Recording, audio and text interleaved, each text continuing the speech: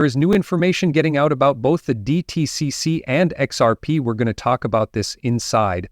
Along with that, we will talk about what is going on with Ripple's plan to buy Circle. Yesterday, I live streamed. It took us about an hour to talk about this. This has a lot of really good knowledge. We are going to look at this new paper too.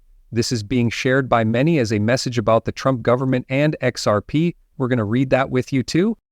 So, digital points of view. Brad Kimes shared this breaking XRP DRs made to help the DTCC settle to a quadrillion-dollar lock-in every year. So, I wanted to take this picture and make it more confusing so that I could really get a better sense of what this could all mean for you and me. So, let's begin. The most important thing to remember is that XRP DRs, or bank receipts, are the RDC's newest coin. The goal of these depository receipts is to be accepted by the Depository Trust Clearing Corporation, DTCC. This means that they can be sold and cleared like regular securities. These will also be worth something and can be bought and sold on open markets. With depository receipts, investors can own digital and alternative assets like XRP in a manner that they are already familiar with. Working with big global banks, RDC's team has a lot of experience setting up and running institutional market systems and depository receipts. What does this mean for XRP? Institutional investors can get exposure to XRP through standard financial methods instead of holding the cryptocurrency itself with XRP depository receipts. This could bring in more cautious and regulated buyers who need DTCC-eligible securities. You're not the only one who likes to take risks. They don't want to take the time to learn more about self-custody wallets, right? Getting the cryptocurrency and keeping it yourself. To buy these kinds of financial goods, they would rather use their brokered accounts, no matter what kind they have. That will make it possible for more people around the world, especially in the US, to buy depository notes that can be used on the XRP ledger and will be worth something. By making XRP a DTCC-eligible security, we are combining digital and traditional banking. This is what RDC does. It helps connect blockchain-based assets to the regular banking system. This could make it easier for mainstream banking to use XRP. Talks about the need for more trust and money. Let's try to understand this better. By being a part of a DTCC-eligible product, XRP can gain credibility and maybe even more liquidity as more investors and companies show interest. People will believe it more and use it more as it becomes more common, well-known, and used every day. It works a bit like a flywheel. As more people join, they use it. More people want the goods, which affects the price, and makes the whole thing circle around. It talks about new ideas and financial goods. With the release of XRPDRs, digital assets are being packaged in ways that work with current financial and legal systems. This is part of a larger trend in financial innovation. So while you wait for Congress to pass new rules, they have to follow the ones that are already in place. They are aware that institutions are looking for fresh goods that can fit into these parameters. That's what this is. To learn more, I did. For example, could this change the price of XRP over time? Because I believe that is the biggest question we have. Cool, huh? It's great to see these depository receipts, but most of us are probably wondering what the heck a depository receipt is, and how will it affect me? A lot of people care about that. Let's try to understand that better. It does talk about the start of XRP depository payments. To name a few things that have a big effect on the price of XRP over time.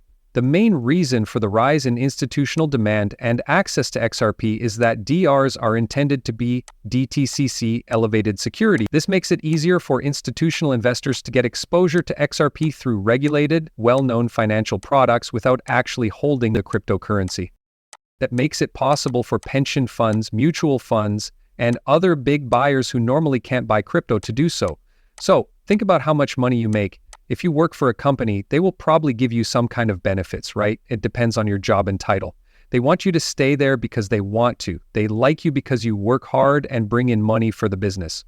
On top of your pay, they'll give you other perks, right? To make you glad. A lot of people save money in 401ks and other ways.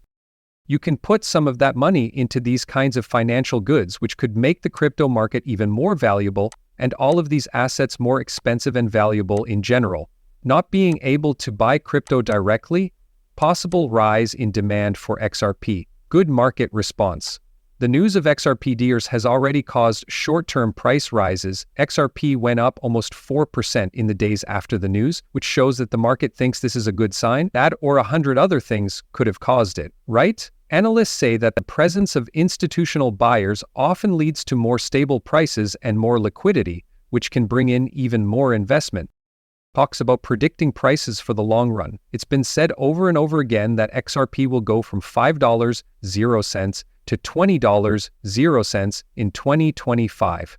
So let's see how this all turns out. I did want to better understand this though. Another cool thing is that you're beginning to see other people like Charlie Ward. Is this really Charlie Ward? Most likely not. It's likely a fake account. This is DTCCC, and they just announced on their live call that the US stock market will be tokenized. We know they've been trying to do this.